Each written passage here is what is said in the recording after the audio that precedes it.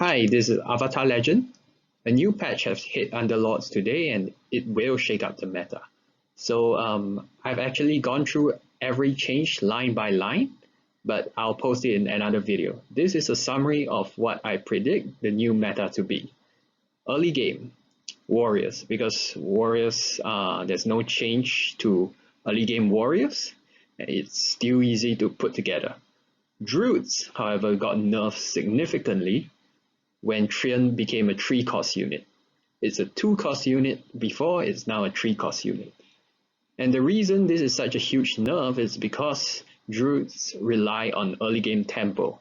You want to tempo out the Trian as fast as possible. And now that it's a 3-cost unit, it's harder to find, and it's much harder to make into a 2 stars. So you have to rely now on your Enchantress to be 2-star Enchantress in order to guarantee that when you find the Trian, it is a 2 stars 100% of the time. Otherwise, it's 50% of the time. And Trian also got nerfed. The reason is because its heal, the heal radius went from 3 to 1. So now your other units will be much less likely to be healed by the Trian Leech Seed, and the Leech Seed also now ends when the unit dies. So all in all, I don't see people running Druids that often. It's a good nerf. Razor, I think it's wow. It became a 1-cost unit from a 3-cost unit. Its attack is only nerfed by about 20%, and its ult is nerfed by about 50% for level 1, and I think about 30 to 40% for level 2. But it's a 1-cost unit. So sign me up. I think Razor will be highly picked in the new meta. The mid game, Warriors, Mages, and Knights. Since we can find Razor very easily, there is a possibility of people playing 2 other mages because it's easier to form 3 mages in the mid game to prepare for the late game, even though your mid game won't be that strong. And Knights, 6 Knights have been nerfed, but 4 Knights still remain strong. So 4 Knights was the meta before the big AoE meta. Now that the big AoE meta has been nerfed, we'll have Knights back in the mid game. And Warriors, of course, Warriors still retain their strength until around 21, 22, where they start to fall off after that. Warriors actually gained Tidehunter. Tidehunter is now a warrior instead of a hunter. So it's now a 4-cost warrior, but the range of his ult has been significantly nerfed. Kunkka, a key warrior, has also been nerfed in both the damage of his ult as well as, I think, the radius of his ult. Sorry, not the radius, but the cooldown of his ult. So last time you can guarantee 2 bolts, now you can't.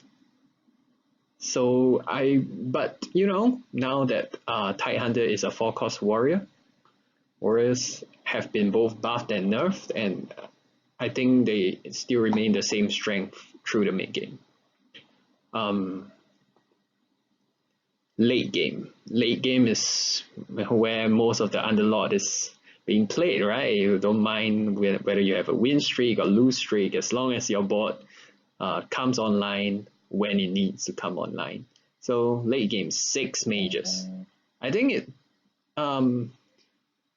6 mages will be a very viable lineup. Crystal Maiden has not been nerfed. Lich has not been nerfed.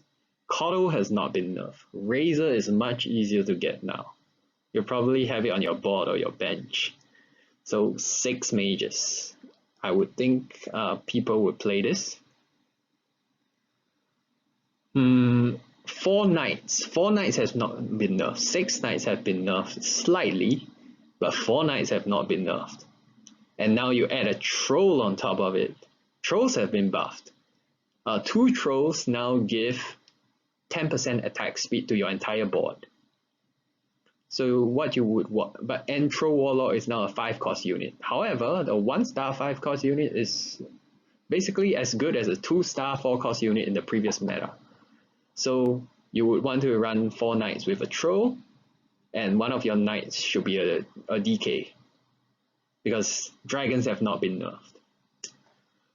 So 4 knights will probably stay very strong.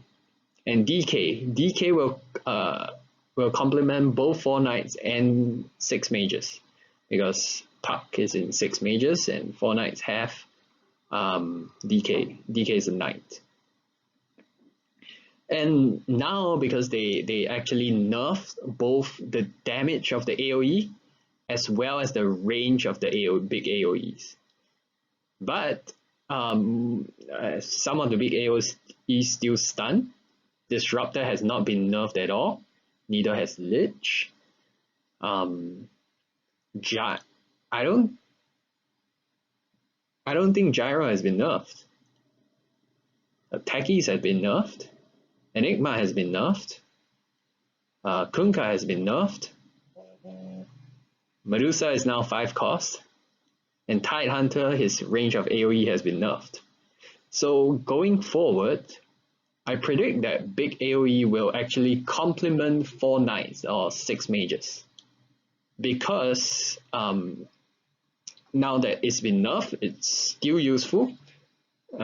Disruptor will probably be a very big pick in the future to counter mages as well as big AoE. And Disruptor has not been nerfed. So I predict the late game lineup will be something like that. So the next one, Warlock. 4 Warlocks have been nerfed by 20%. And Enigma has been nerfed. But Vino is now a 1-cost unit. So it's very easy to get 2 Warlocks in the early game. I predict that Warlock will become a 2 Warlock alliance like Heartless. Like you put 2 in and you're very happy. So the new garbage is Hunters and Scrappy. Now that Tidehunter is not a hunter. I mean, it has Hunter in its name for crying out loud. But it's now a warrior. Tidehunter is a warrior. So and Medusa is a 5-cost hunter. So it'll be very hard to get 6 hunters. No one will play 6 hunters anymore. 3 hunters got marginally easier because you have Drow, you have a Wind Ranger, which is now a 2-cost unit, and you have Beastmaster, which is 2-cost unit. So basically, 3 hunters can be formed with only 2 costs or below. It's very cheap. So you might want to put it in the early game. However, I don't believe that hunters are, because you will have to sell the hunters soon because they'll fall off. So probably, I mean, if 3 hunters with 2 stars staring at you in the face, you would take it. But it has no potential to build into 6 hunters because of the aforementioned problems. So you'll probably be forced to sell it. So maybe 3 hunters in the early game. Scrappy. Now, Clockwork is 3 costs. Tinker is 3 costs, and they have not been buffed significantly. And Techie has range of the bomb has been nerfed from 4 to 3. So I really don't see Scrappy. I think they hate Scrappy. I think Valve hates Scrappy. I'm not sure what they are doing with Scrappy. So that's about it.